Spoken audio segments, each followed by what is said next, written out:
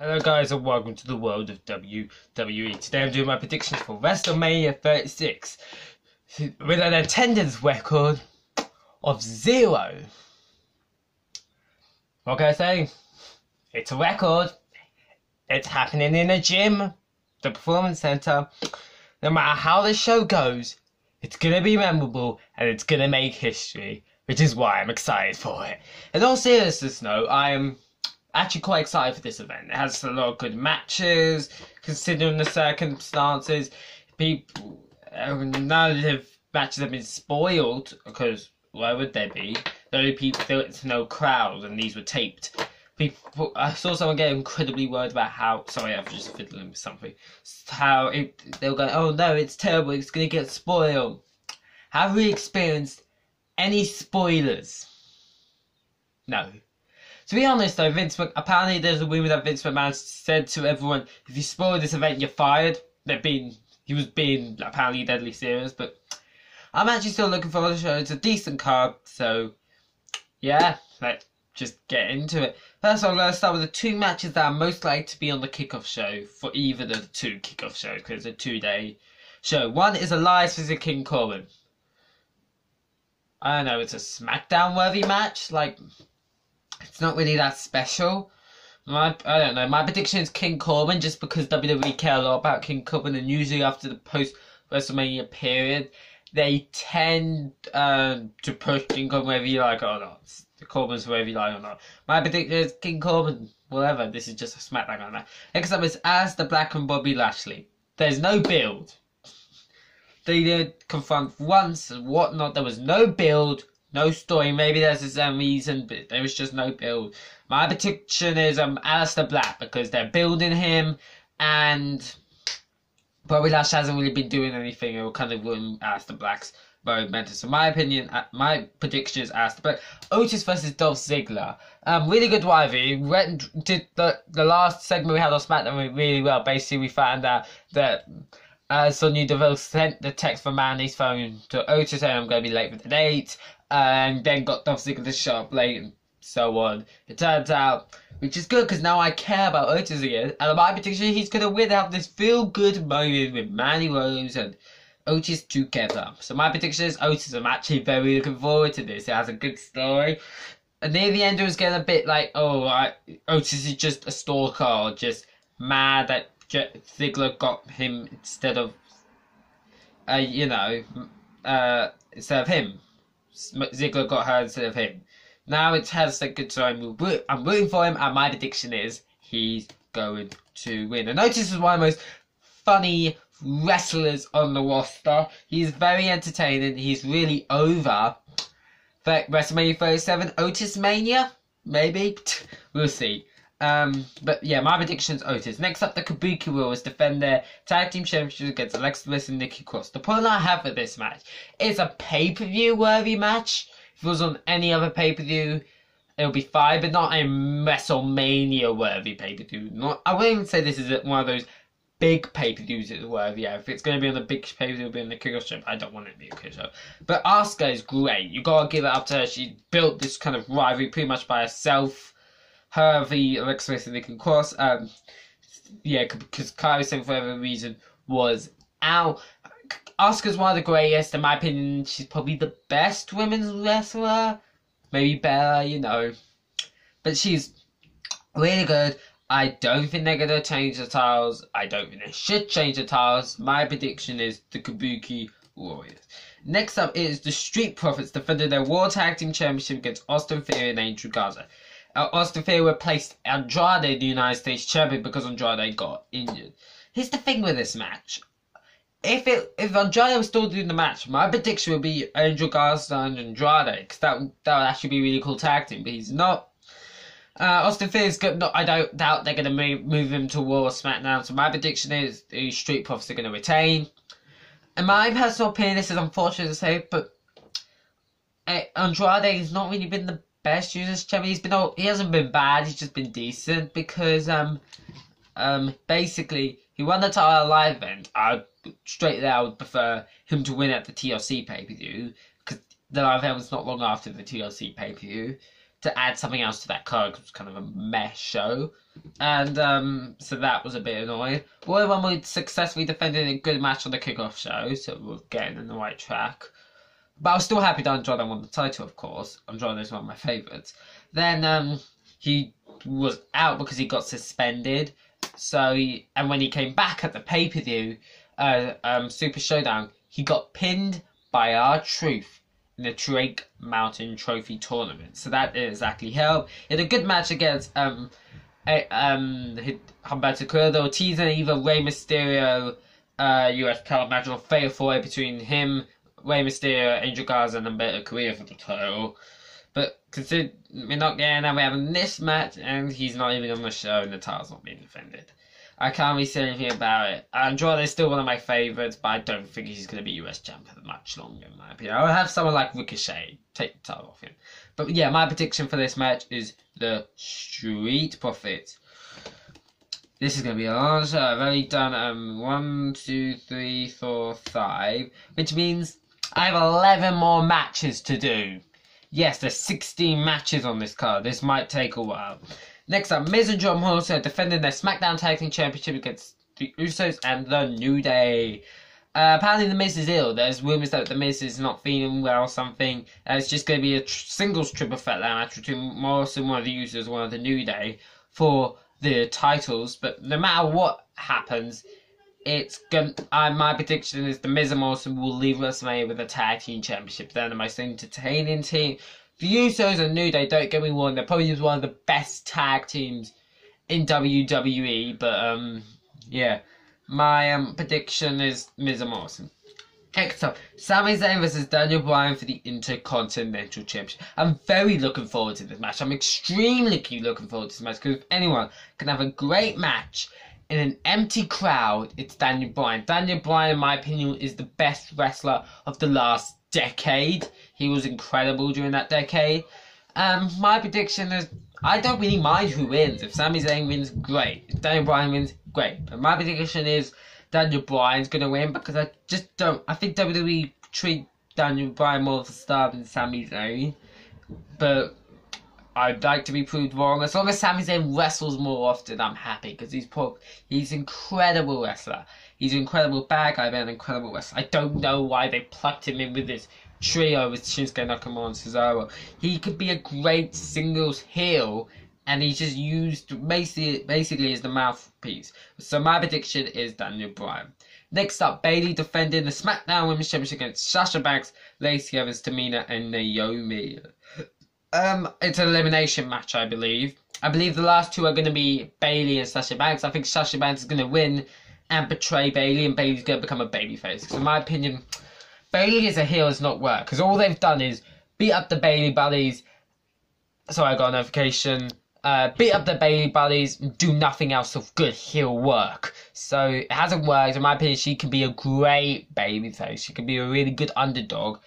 Because even though she's had so many title reigns, out of all the horsewomen, she kind of feels the least important and not at the most, not necessarily in terms of success, but compared to all the other ones, she feels kind of the least important. Even in the matches she's in, with the tag team matches, she's not getting the victories, pinfall submission victories. It's Sasha Banks. So yeah, my prediction is Sasha Banks going to win, betraying her, brutally beating up her with a chair or something, so Bayley can become that good underdog babyface. Sasha Banks is the heel. You can build to a SummerSlam match where we can actually end this rivalry, get the proper end this rivalry deserves. So my prediction is Sasha Banks wins the title. Next up, Kevin Owens vs Seth Rollins. I've really enjoyed this rivalry. I like to find it from beginning to end. When Seth Rollins turned heel on the rivalry start, really good. Now it's really good. It had a weird spot in the middle where I liked it, but I wouldn't say it was great, but then it got really good near the end. So now Seth Rollins has had tons of WrestleMania moments. Kevin Owens hasn't really had any. Yes, he had the WrestleMania 33 victory, but that isn't really a moment, was anything special, because considering that Vince McMahon hated the match. Yeah. So, and Seth Rollins is full WrestleMania. He even said how Kevin Owens wasn't even good enough to be on WrestleMania last year. I like to, but in my opinion, this is going to be Kevin Owens' night. There are rumours that Seth Rollins is going to be the first year champion, going to go after the World Championship if Drew McIntyre wins. We'll get to that But even so, you can have Kevin Owens win, Seth Rollins wins the number one contender match. Or if it's true that after the war, after WrestleMania, there's going to be some time off. When Seth Rollins come back, he can win the number one contenders match and stuff. But my prediction is Kevin Owens, and he should get his WrestleMania moment. Sorry for that. I have to keep my window open. I'm sorry if the light's not the best. My light bulb's out. So yeah. Next up, Rhea Ripley versus Charlotte Flair for the NXT Women's Championship. Whoever wins, I'm happy. If Charlotte Flair wins, I want Rhea Ripley to look good, amazing in defeat, and still be a star. Because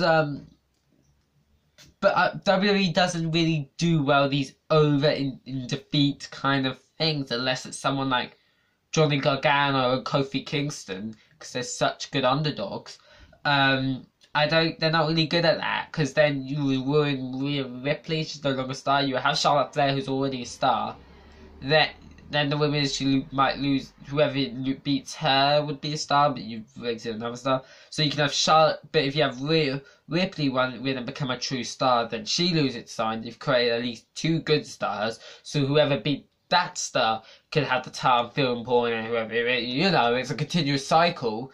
But that kind of gets ruined the bit if you don't have Rhea Ripley winning. In my opinion, Rhea Ripley is going to win because I don't think Vince McMahon really wants Charlotte Flair to be on that brand and give it that boost, because the ratings have been disappointing. It's still a third brand, but I don't think she'll stay in NXT. So my opinion is Rhea Ripley, and I wanted to win clean.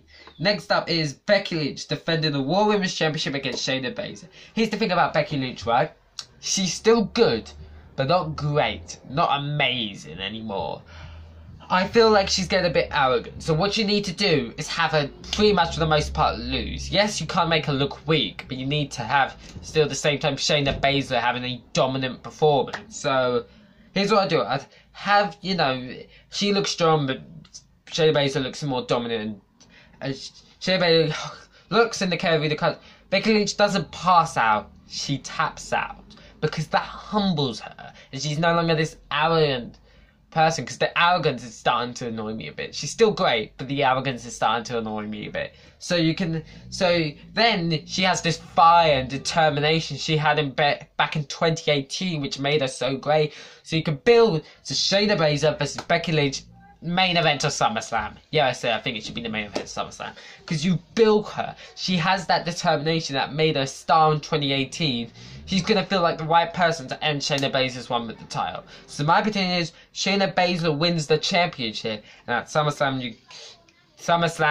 Becky Lynch is going to feel even more of a star because she's been humbled, and then she has that determination to get back up there. So she's a star by SummerSlam period again, a true star that nobody's sick of. I still really like Becky Lynch. I think she's great still, but that's just my opinion. But my prediction is Shayna Baszler wins.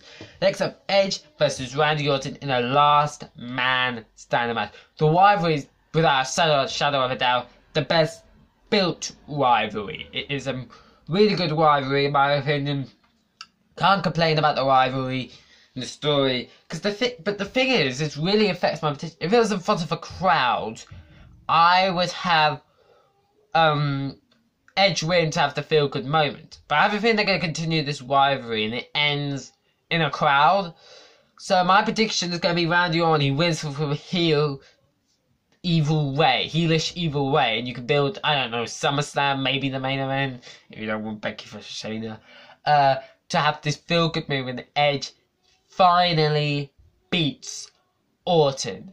So, no matter what, even if Edge is losing, this rivalry is continuing. This is not going to be a retirement match or anything, because Edge is signed for 3 years as a part-time or something like that. So no matter what happens, Edge is still staying. But my prediction is Randy Orton. I'll be happy if Edge won, but my prediction is going to be Randy Orton, because that would put out a top-level heel. So, yeah, my prediction is Randy Orton. Next up, John Cena versus The Fiend Bray Wyatt in a 5-5 Funhouse match. Can I just say, on SmackDown, that jump scare got me when Bray Wyatt was behind Cena, let me in, because it was crazy, because basically the puppets were talking about how you're going to be saying forever a gajillion times. Wasn't scared, it was decent. But then the Fiend shows up on the top stuff here. I was like, that's pretty cool. The Fiend's up there, and also he's behind you go, let me in. And that, I was like, geez, that was a proper jump scare. So I've got to give it another pull. Bray Wyatt actually scared me. Even if it's a jump scare, he actually scared me on WWE TV. And people think Bray Wyatt's bad, overrated, but Bray Wyatt's one of the best in this company. He deserves to be a main eventer. He's so entertaining, so creative. And if they let Bray Wyatt control what's going on, have creative over the 5-5 Funhouse match, this match is going to be great. Bray Wyatt's going to... There'll be no doubt that Bray Wyatt's a star. My prediction is the Fiend Bray Wyatt. Bray Wyatt kind of just has to win at this point. If he don't, he's ruined. But... that he could lose, because that would say a lot. They could even win a match with his own stipulation. So my prediction is the Fiend Bray Wyatt wins. Next up, The Undertaker versus AJ Styles in a Boneyard match. Do I know what a Boneyard match is? No, maybe it's just a Buried Alive match. We don't know.